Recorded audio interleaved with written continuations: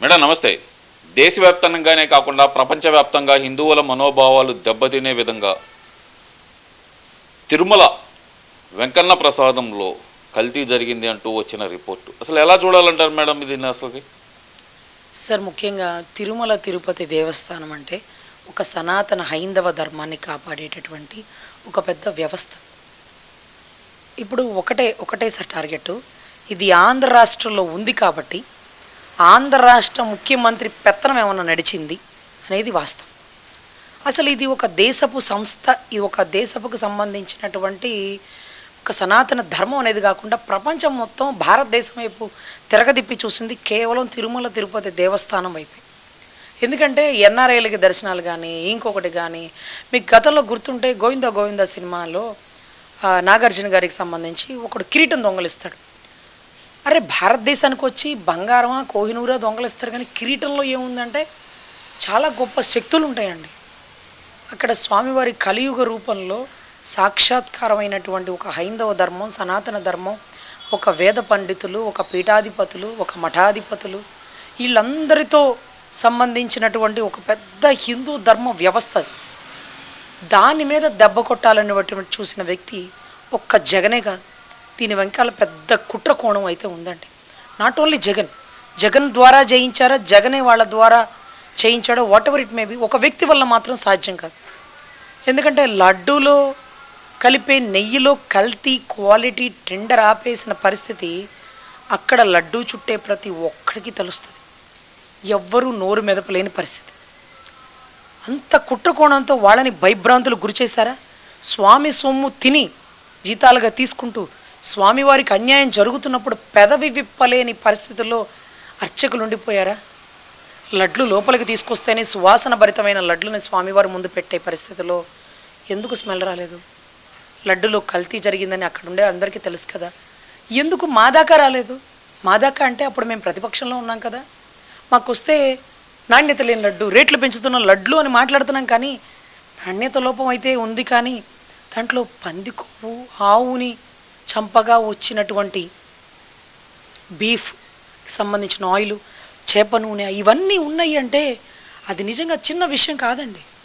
అసలు పక్క రాష్ట్రాల వాళ్ళు, పక్క దేశాల వాళ్ళు ఉల్లి వెల్లుల్లి కూడా తినకుండా పౌరోహిత్యం బ్రాహ్మణత్వంతో ఉన్న వాళ్ళు ఈరోజు ఇటువంటి ఇంగ్రీడియంట్స్ కలిగిన లడ్డూని మేము తిన్నామా నాయన, ఈ పాప ప్రత్యంతం చేసుకోగలుగుతామా అంటూ 75 ఏళ్ల పెద్దావిడ, 85 ఏళ్ల ముసలి వాళ్ళు పాప ప్రాయశ్చిత్తం కోసం ఉపవాస దీక్షలు చేస్తూ ఎన్నో రకాలైన ఇబ్బందులు పడిపోతున్నారండి. సో ఇక్కడ జరుగుతుంది ఏంటంటే హైందవ ధర్మాన్ని దెబ్బతీయడం అనేది ఒక ఎత్తు అయితే, ఈ దరిద్రానికి మళ్ళీ సుప్రీంకోర్టు దాకా వెళుతున్నారు. ఇంత తప్పు జరుగుతుందే. నిన్నటి రోజు సంప్రోక్షణ జరిగారు గుడి మొత్తానికి. నిన్నటి రోజు పవన్ కళ్యాణ్ గారు ప్రాయశ్చిత్తం చేసుకుంటున్నాము, ఇది ఆంధ్ర రాష్ట్రంలో ఉండడం వల్ల ఇలా జరిగిందేమోనని. నేను ఎప్పుడూ ఒకటే చెప్తానండి, ఇవాళ చంద్రబాబు గారు, లోకేష్ గారు, పవన్ కళ్యాణ్ గారు మంచి మనసుతో ఒక తిరుమల తిరుపతి దేవస్థానాన్ని కాపాడుతున్నారు. రేపు నెక్స్ట్ జనరేషన్ ఎలా ఉంటుందో చెప్పలేం కదా. అసలు ఆంధ్రాలో ఉండడం వల్ల ఆంధ్ర ప్రభుత్వం పెత్తనం తిరుపతి మీద ఎందుకు ఉండాలి? తిరుమల మీద అదొక ప్రత్యేక దీవిలా చేసి స్వామివారికి అసలు ఒకడు ఆయన మీద పెత్తనం చేసేదండి, ఇలాగే చేయాలి అలా చేయాలి అంటే దేవుడు నిర్దేశిస్తాడు, కింద జరుగుతుంది అనుకుంటాం. కానీ వీళ్ళు ఆదేశిస్తున్నారు స్వామిని, వీళ్ళు శాసిస్తున్నారు స్వామిని. నువ్వు ఇదే తిను, నువ్వు ఇక్కడే ఉండు, నువ్వు ఇలాగే చెయ్యి. కొన్ని రోజులు దేవుళ్ళకి అంటే కొండ మీదకి మనుషుల్ని కూడా ఎక్కనివ్వకుండా పులి వచ్చి చంపింది పసిబిడ్డని. చొక్కా కూడా చినక్కుండా చిరుత ఒక మనిషిని ఎలా చంపేసిందండి? ఏ ఒక్క అవయవం చెక్కు చెదరలేదండి. మెడ మీద రక్తం తాగడానికి రావాల్సింది అక్కడ ఏంటి? అది అసలు పోస్ట్ మార్టం ఎంతవరకు జరిగింది? కొండ ఎక్కకుండా ఉండాలి, లేకపోతే పిల్లలు కొండ మీదకి రాకుండా ఉంటారు అనే ఉద్దేశంతో పిల్లలు తీసుకొని కొండకు రాకండి, ఒక చేతి కర్ర ఒకటి ఇస్తాము, దాంతో పైకి వెళ్ళండి, మళ్ళీ కర్రను అక్కడ సబ్మిట్ చేయండి అన్నారు. అంటే చాలా అర్థం కాని విషయం ఏంటంటే, ఒక కర్రతో పులిని ఎదుర్కోవడం వల్ల సాధ్యమవుతుందా? సో వీటన్నిటికంటే మించి ఈరోజు ఒకటే గుర్తుపెట్టుకోవాలి, దేవుడికి భక్తుల్ని దూరం చేసే పరిస్థితి ఏదో నెలకొనింది అనేది మాకు అప్పుడు అర్థమైందండి. ఎర్రచందనం స్మగ్లింగ్ జరుగుతుంది శేషాచల కొండల్లోంచి. ఎందుకంటే శ్రీవారి మెట్లు ఇన్ని సంవత్సరాలు లేని రిపేర్, ఇప్పుడు రిపేర్ అంటూ కొన్ని రోజులు పూర్తిగా క్లోజ్ చేసి అటువైపు నుంచి ట్రక్కు లారీలు వెళ్ళిపోయినాయి అనేది ఎవిడెంటరీ ప్రూఫ్ అండి. సో వీటన్నిటికంటే మించి పొన్నవోలు గారు ఇచ్చిన స్టేట్మెంట్ సుప్రీంకోర్టులో ఇది చాలా ఖండించదగింది. మీ చేతిలో ఉంది రాగి, అది పంది కొవ్వు బంగారంతో సమానం. 320 రూపాయల నెయ్యి కోసం 1400 ఖరీదైన పంది కొవ్వును కలుపుతారా అని. అయ్యా, నీకు బంగారం అవ్వచ్చు, పంది కొవ్వు 1400 రూపాయలకి పంది కొవ్వు కేజీ లెక్క నమ్మినోడు ఎవడో మాకు తెలియట్లా. కేజీ పంది కొవ్వే, పంది మాంసమే ఎంత ఉందో నీకు తెలుసో లేదో మాకు తెలియదు.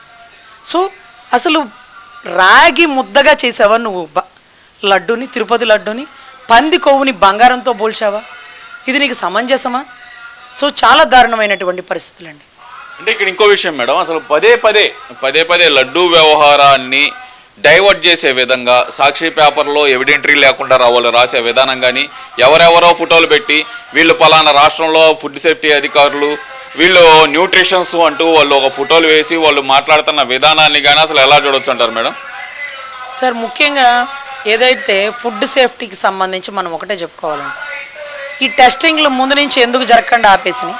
టెస్టింగ్ ల్యాబ్ ఒకటి పెట్టమని కొన్ని కోట్లుకు సంబంధించి టెస్టింగ్ ల్యాబ్స్కి పెట్టమని అడుగుతున్న నేపథ్యంలో టెస్టింగ్ ల్యాబ్స్ ఎందుకు పెట్టలేదు?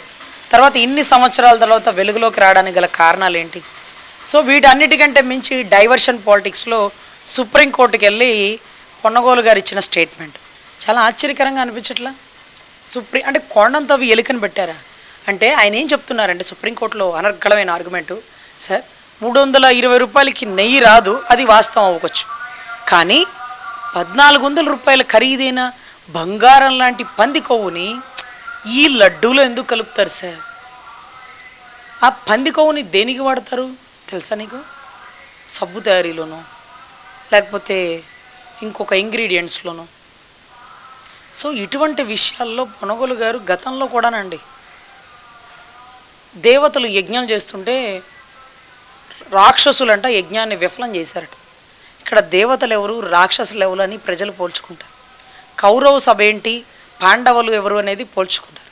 అందుకే దారిద్రమైనటువంటి పరిస్థితిలో మీరు ఓడిపోయారు. అమరావతిలో అడుగు పెట్టలేని పరిస్థితి నెలకొన్నారు. అసెంబ్లీలో కూర్చోలేని ప్రతిపక్షం కూడా లేని దరిద్రానికి మీకు వచ్చారు. మాకు సిబిఐ విచారణ కావాలి అంటూ ఒక పక్కన మాట్లాడుతున్న వైవి సుబ్బారెడ్డి, నా మీద జరుగుతున్న విజిలెన్స్ విచారణ మాత్రం ఆపేయండి, ఇప్పుడు దాకా ఏ వివరాలు అయితే విజిలెన్స్ వాళ్ళు సేకరించారో ఆ వివరాలు నాకు ఇవ్వండి అంటూ హైకోర్టును ఆశ్రయించారు. అసలు దీన్ని ఎలా చూడొచ్చు అంటారు? ఒక పక్కన సిబిఐ విచారణ కావాలంటారు, మరో పక్కన నా మీద విజిలెన్స్ విచారణ ఆపేయమంటారు. ఏం జరుగుతుందంటారు మేడం అసలుకి? సార్, నేను పబ్లిక్గా ఒక స్టేట్మెంట్ అయితే చెప్పదలుచుకున్నాను సార్. సిబిఐ విచారణ అంటే అంత దృఢమైన నమ్మకం ఏంటి వీళ్ళకి? అంటే సిబిఐ అంటే మేమందరం భయపడిపోతాం, సెంట్రల్ బ్యూరో ఆఫ్ ఇన్వెస్టిగేషన్ అంటే వీళ్ళకి సిబిఐ న్యాయం చేసిద్దని నమ్మకం ఉందా? లేకపోతే సిబిఐ మన చేతుల్లో ఉండే ఆయుధం అనుకుంటున్నారా? అంటే విజిలెన్స్, రాష్ట్రంలో ఉండే విజిలెన్స్ను చూసి భయపడ్డారు కానీ సెంట్రల్లో ఉండే సిబిఐని చూసి చాలా ధైర్యంగా ఉన్నారేంటండి? వీళ్ళ ధైర్యానికి గల గుర్తే ఏ6, ఏ7, ఏ8 వరకు పరిగెట్టిన కేసు 9, 10 రాలేదండి. వివేకానంద రెడ్డి గారి మర్డర్ కేసు 11 సంవత్సరాల నుంచి డ్రాగన్ అవుతున్న అక్రమాస్తుల కేసు కూడా సిబిఐ చేతుల్లోనే ఉందండి. అది కూడా కదలట్లేదండి. ఇది కూడా సిబిఐ చేతుల్లో వేసేస్తే అట్టే పడి ఉంటుంది, మన పని మనం చేసుకుంటాం. అదే విజిలెన్స్ వాళ్ళ చేతుల్లో అనుకోండి, రోజుకొక విషయాలు వెలుగులోకి తీసుకొస్తారు. సిబిఐ అంటే వీళ్ళకి ఎందుకు భయం లేదు? అండర్ కంట్రోల్ ఆఫ్ సిబిఐ వీళ్ళ చేతుల్లో ఉందా? సెంట్రల్ కూడా వీళ్ళతోనే ఇంకా సన్నిహితంగా ఉందన్న హింట్ మీరు ఇస్తున్నారా రాష్ట్ర ప్రజలకి? అరే, ఒక పోలీసోడు దగ్గర నుంచి సిఐడికి వెళ్తే భయభ్రాంతులు గురైపోతారు, సిబిఐకి వెళ్తే వణికిపోతారు, ఈడీకి వెళ్తే దొరికిపోతామేమో అనుకుంటారు. మీరు ఇక్కడ చిన్న చిన్న విజిలెన్స్ ఎంక్వైరీలే వద్దన్న మీరు సిబిఐ ఎంక్వైరీ కావాలని ఎందుకు కోరుకుంటున్నారు? మీరే కాదు, మీ నాయకులందరూ సిబిఐ ఎంక్వైరీ అడుగుతున్నారు. ఏ సిబిఐతో ముందుగానే డీల్ ఏమైనా కుదుర్చుకున్నారా? మీరు చెప్పినట్టే చేస్తుందా సిబిఐ? నిజంగా, ఎందుకంటే ఇది ఈ ఒక్క కేసులో కాదండి, మీరు కంపేర్ చేసుకోండి. కోడికత్తి కేసులో కూడా ఎన్ఐఏ అసలు అదే కేసు పోలీస్ స్టేషన్లో ఉండుంటే ఈ పాటికి అసలు అది అటెంప్ట్ మర్డర్ సెక్షన్ కూడా పనికిరాదు. అంత గాయం దొరకలేదు, అంత కుట్రకోణం లేదు, వాడి చేతిలో ఆయుధం లేదు. చచ్చి ఎయిర్పోర్ట్ లోపల జరగబట్టి 5-6 ఏళ్ళు నడుస్తుంది. అది గాయం తగిలినోడు చలాకీగా తిరిగేసి ముఖ్యమంత్రి కూడా అయిపోయాడు. లోతైన దర్యాప్తు చేయమంటాడు. NIA, CBI under control of Jagan అనడానికి ఏమాత్రం సందేహం లేదండి. అది కూడా రాష్ట్ర ప్రజలకి. మాలాంటి చదువుకున్న వాళ్ళు లేదండి, సిబిఐ నిర్లక్ష్యంగా ట్రాన్స్పరెంట్గా చేస్తుంది, సిబిఐ మీద మాకు నమ్మకం ఉందని మేమన్నా, చదువుకున్న వాళ్ళం కదా మేమన్నా. చదువు లేని మూర్ఖులు మాట్లాడుతున్నారు ఏంటో తెలుసా అండి? సార్ ఇంకా కూడా సిబిఐ జగన్ చేతిలో ఉంది సార్, చూడండి విజిలెన్స్ ఎంక్వైరీకి భయపడుతున్నాడు, సిబిఐకి ఇచ్చేయండి అన్నాడు. సిబిఐని అందుకో కొనేశాడు సార్. అందుకే 8 వరకు మీరు కేసును పరిగెత్తిచ్చారు, 9, 10 ఎందుకు రాట్లా? ప్రపంచానికి తెలియకముందే జగన్ గారికి తెలుసు అని ఏం తెలుసు అడగరే? అవినాష్ రెడ్డి ఫోన్ ఫస్ట్ చేసింది ఎవరికి? భారతి గారిని ఎంక్వైరీ చేయరే? ఏంటండి ఆ కుటుంబానికి మాత్రం ఎగ్జామ్షనా, ఆంధ్ర రాష్ట్రానికి మాత్రం ఎగ్జామ్షనా? మీరు ఒకటి చెప్పండి. సిబిఐని ఆంధ్ర రాష్ట్రానికి రానీకుండా తరిమేసిన పోలీసులు అప్పట్లో మీకు తెలుసు కదా. అంటే సిబిఐ భయపడుతుందా? ఆంధ్ర రాష్ట్రానికి భయపడుతుందా? జగన్కి భయపడుతుందా? విజయసాయిరెడ్డికి భయపడుతుందా? ట్రాల్ వైవి సుబ్బారెడ్డికి కూడా భయపడుతుందా? సిబిఐ విచారణ వేసేయమంటావా? ఎంత ధైర్యం నీకు అసలు భయం లేదా? సిబిఐ అంటే భయం లేదా? ఇక్కడ దొరికిపోయావు కదా, నెయ్యిలో ఏమేమి ఇంగ్రీడియంట్స్ కలిపిందో టెస్టింగ్ రిపోర్ట్స్ వచ్చింది కదా, మీకు నోటీసులు పంపించారు కదా, మీరు ఎదుర్కోవడానికి సుప్రీంకోర్టులో బెయిల్ తెచ్చుకుంటున్నారు కదా, మీ ప్రయత్నాలు మీరు చేస్తున్నారు కదా. సిబిఐ మేమేమన్నా చుట్టమా నువ్వు చెప్పినట్టు చేయడానికి? చట్టం ఎవరికి చుట్టం కాదంటాం కదా మేము, కానీ సిబిఐ మీకు చుట్టమా? ఏంటంత ధైర్యం? ఒక గల్లీ నాయకుడు కూడా సిబిఐ విచారణ ఏమంటాడు? ఆఫ్టర్ ఆల్ అయిపోయిందో మీకు సిబిఐ? పరిగెట్టిస్తున్నారా సిబిఐని? భయపెట్టిస్తున్నారా? సిబిఐ రామ్ సింగ్ గారి మీద కేసు వేసినప్పుడే మాకు అర్థమైంది సిబిఐని మీరు ఏమైనా చేయగలరు, ఆటలో అట్టిపండులాగా ఆడిస్తున్నారేమో అని అంటున్న రాష్ట్ర ప్రజలని. మేం కాదు, మాకంటే ఆ డౌట్లు లేవు, మేము చదువుకున్న వాళ్ళం కాబట్టి. కానీ పాపం చదువుకున్న వాళ్ళకి మీరు సమాధానం చెప్పాలి కదా. సో దయ ఉంచి సిబిఐ ట్రాన్స్పరెంట్గా పనిచేయాలండి. అరే గల్లీ నాయకుడు కూడా సిబిఐ విచారణ ఏమంటున్నాడు? మరి మాకు అర్థం కావట్లేదు. కోడికత్తి కేసు ఎందుకు ఆగిపోయిందో తెలియటం లేదు. వివేకానంద రెడ్డి గారి కేసు ఎందుకు ఒక్క అడుగు ముందుకేయడంలో తెలియట్లేదు. రాజకీయ నాయకుల మీద ఉన్న కేసులు త్వరితగతిన విచారణ చేయమంటూ ప్రజావాజ్యమైన కోర్టులో కూడా జరుగుతూ ఉన్న డిస్కషన్లో ఎనీవే సిబిఐ తనను తాను నిరూపించుకోవాల్సిన అవసరం వచ్చింది. సీతమ్మ నిరూపించుకోవడానికి ఎలా అగ్నిలో దూకి తనని తాను నిరూపించుకునిందో అన్ని రకాలుగా నిరూపించుకోవాలి. అదే రకంగా తిరుమల తిరుపతి సంప్రోక్షణ జరిగింది, మహాశాంతి యజ్ఞం జరిగింది. వీటన్నిటికీ ముచ్చట పడుతున్న మా ఆంధ్ర రాష్ట్ర ప్రతిపక్షం వాళ్ళు సిబిఐ విచారణ అడుగుతున్నారు. అధ్యక్ష, దయచేసి సిబిఐ విచారణ వేస్తే నిజాయితీగా సంవత్సరాలు సాగదీకండా కట్టే కొట్టే తెచ్చే వచ్చినట్టుగా ఎవిడెంటరీ ప్రూఫ్ను పట్టుకొని తక్షణమే చర్యలు తీసుకోవాలి. తప్పు చేసిన వాళ్ళకి శిక్ష వేయాలి. దయవుంచి సిబిఐ మీద అనుమానాలు తొలగించాలి. సిబిఐ జగన్ అండర్ కంట్రోల్లో ఉందా, సెంట్రల్ కంట్రోల్లో ఉందా, బీజేపీ అండర్ కంట్రోల్లో ఉందా? ఇవన్నీ రాష్ట్ర ప్రజలకి చాలా అనుమానాలు తలెత్తుతున్నాయండి. అందరూ వచ్చి ప్రమాణాలు చేస్తున్నారు గుడి ముందు, సిబిఐ విచారణలు వేయమంటున్నారు. Whatever it may be, మేము కూడా అడుగుతున్నాం. సిబిఐ విచారణ వేసేటట్టయితే ట్రాన్స్పరెంట్గా పనిచేయండి. సంవత్సరాలు సాగదీసి మీ అధికారులను కూడా అరెస్ట్ చేస్తున్నా మీరు నిమ్మకి నీరెత్తి కూర్చున్నట్టుంటే రామ్ సింగ్ గారి మీద కేసు పెట్టి అరెస్ట్ చేస్తున్న వాళ్ళని మీరు ఎందుకు చట్టరీత్యా చర్యలు తీసుకోవటం లేదు?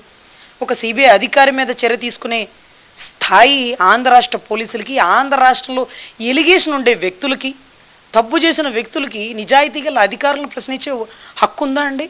మరి ఇప్పుడు ఎలా ప్రశ్నిస్తున్నారు?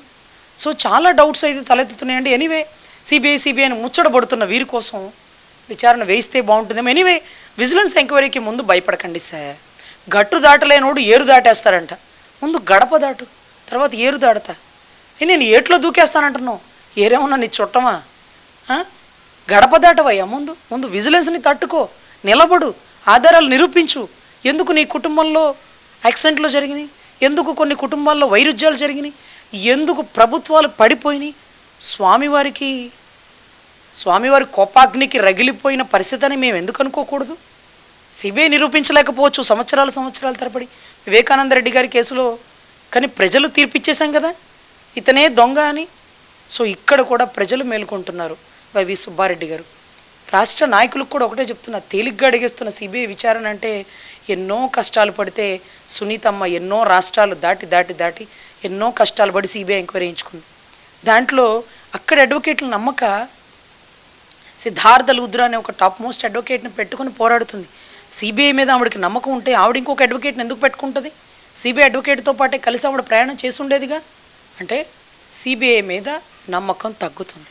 సో వారు నిరూపించుకోవాలి. ఈ విషయంలో ముచ్చటపడుతున్నారు కాబట్టి ఇంకొంచెం నిరూపించుకొని ఇది ప్రపంచ ప్రఖ్యాతిగాంచిన హిందూ సనాతన ధర్మానికి, వైదిక ధర్మానికి నాందిగా ఉన్న తిరుమల తిరుపతి దేవస్థానం.